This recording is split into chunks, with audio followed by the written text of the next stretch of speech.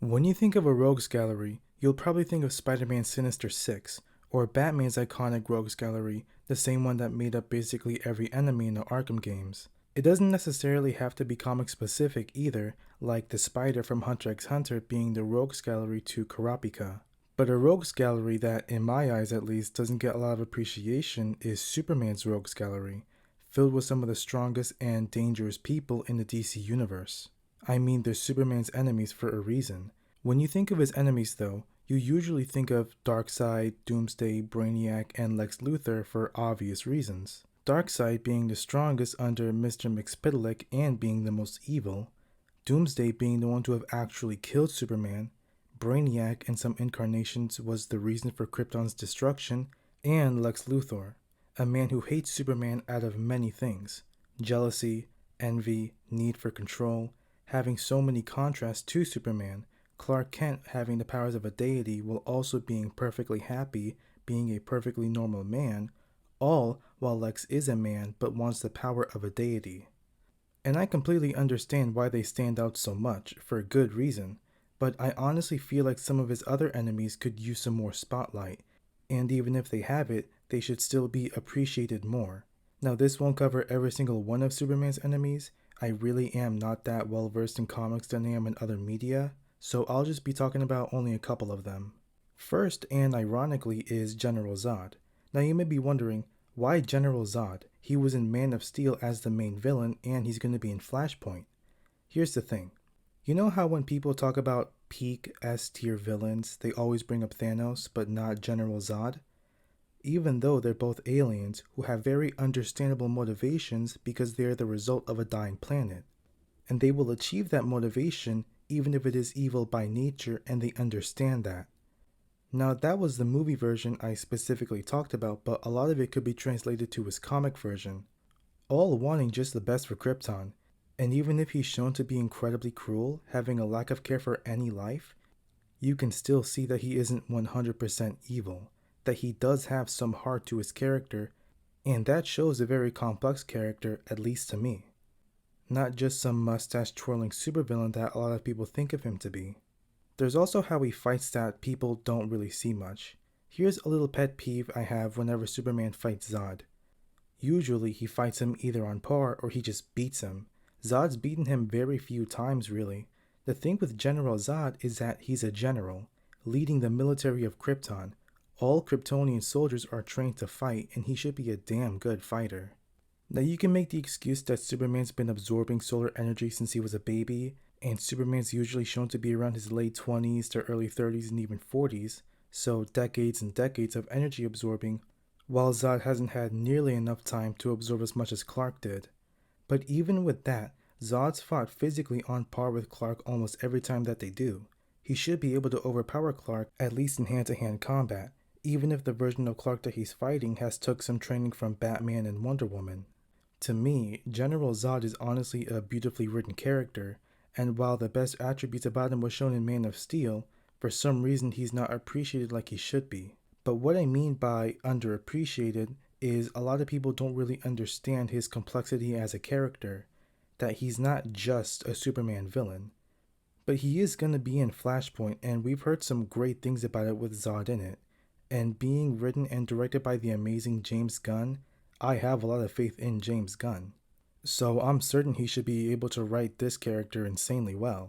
I have faith that James Gunn can really show the complexity of this character and get more people to appreciate the kind of character that General Zod. The next is Parasite. Honestly, with most people, they probably won't know who he is, let alone knowing that he's a Superman villain. In my eyes, Parasite's one of those villains that you can actually do a lot of different things with, as he has so much potential to his character.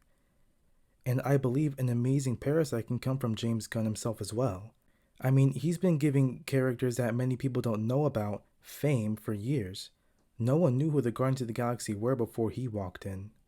There are technically two Parasites, Rudy Jones and Joshua Michael Allen.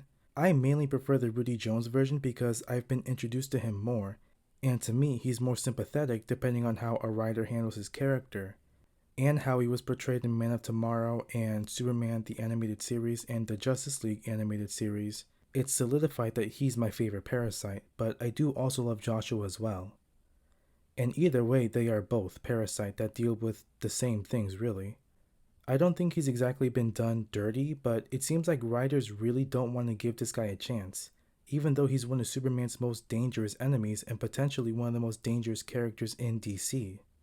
I do like how sometimes he's portrayed as not just a one dimensional bad guy, but also a victim, as those powers aren't really beneficial but more of a curse. He can't physically touch people, even if he means no harm, because he just absorbed their energy, most likely killing them. And he's constantly hungry and thirsty for more energy to the point where sometimes he can't even control himself. Man of Tomorrow portrayed this perfectly. He was so hungry for more and more energy and accidentally killed innocent people because of it as his mind was clouded from it. But after taking some energy from both Superman and Martian Manhunter, it basically filled him up for a bit and cleared his mind a bit. Finally being able to remember his family, but he ends up scaring his little girl. At the end of the movie, he's so out of control that not even Clark, Lobo, or John can take him on physically. When a nuclear reactor is about to explode, he sacrifices himself by absorbing all the energy that was just too much for him and saves Metropolis. I like this scene because you can interpret this scene in three ways. 1. He willingly sacrificed himself to save Metropolis. 2. His now near animal instincts to absorb all energy in his path made him go near the reactor. Basically, he didn't think about Metropolis, he just wanted some energy. Or 3. Both his need to absorb energy and his willing sacrifice to save Metropolis. I personally like number 3 because it makes the most sense to me at least, and I might even make a video based on it. In any way, however, this movie showed how much of a victim that Rudy Jones actually was. He technically wasn't even a villain, he was the antagonist. He wasn't even able to think throughout almost the whole movie, and even if he was, his mind was just so clouded from his power. He's such a fantastic written character in a genuinely amazing written movie. But besides characterization, I do want to talk about the parasite itself. Whether he was exposed to chemicals or got his abilities from an alien, the ability he's always had was absorption, both passively and on command. Through physical contact or sometimes just being in range, he can absorb energy. Whether it's electricity or radiation or energy from other people. In other words, their powers. Basically, almost any single thing he can absorb energy from. He can use it to make himself physically stronger, heal himself, sustain his hunger, and of course, use the same ability as the person he absorbed from. People might think, what's the big deal? There's a lot of characters who can copy abilities. He doesn't just copy them, he steals them. Not just that, he absorbs the person's life energy, and if he holds onto them long enough, or for any time at all really, there's a very good chance he'll kill them. He can also absorb more than just abilities.